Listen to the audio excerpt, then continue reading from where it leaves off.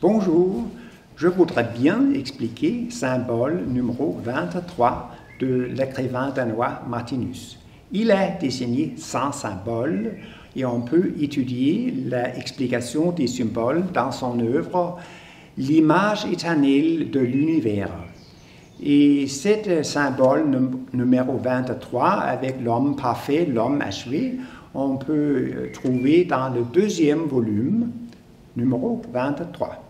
Ici, Martinus a symbolisé le principe de réincarnation entre les lignes violettes. Et ici, c'est le passé et c'est le futur.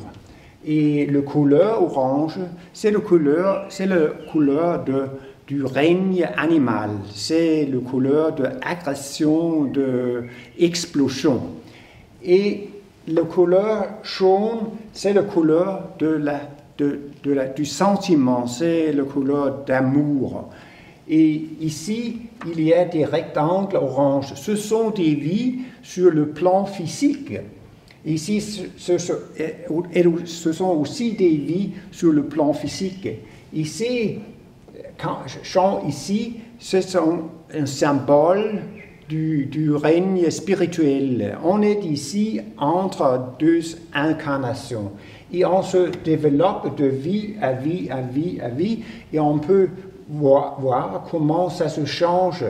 Les animaux sont très égoïstes et l'homme de terre, il y a beaucoup des guerres, des terrorismes et beaucoup de problèmes.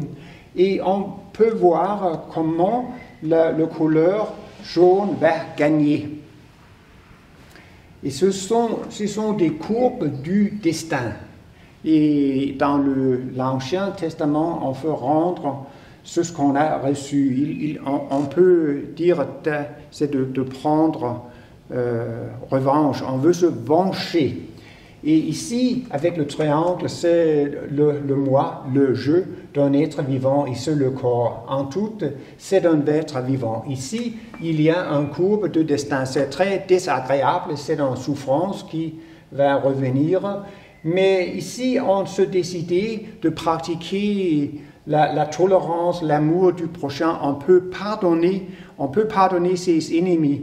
Et le résultat est qu'on peut envoyer une autre courbe du destin, une courbe de l'amour du prochain. Et on peut se demander comment est-ce qu'on peut sauver la Terre. On peut voir des nuages grises.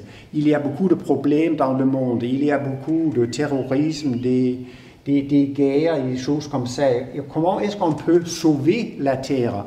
Et Martinus pense que c'est le principe de Christ qui va sauver la terre. Et quel est le principe de Christ? C'est ce qu'il a démontré pendant la crucifixion. Il était torturé et il est tué, mais quand même il a eu sympathie pour ses bourreaux. Il a prié pour les Père, pardonnez-leur parce qu'ils ne savent pas ce qu'ils font. Et c'est le principe. Il faut aider les gens qui ne veulent pas m'aider. Il faut aimer les gens qui ne m'aiment pas. Il faut pardonner ses ennemis. Et c'est ce lumière qui va disperser les nuages gris et qui va sauver le monde.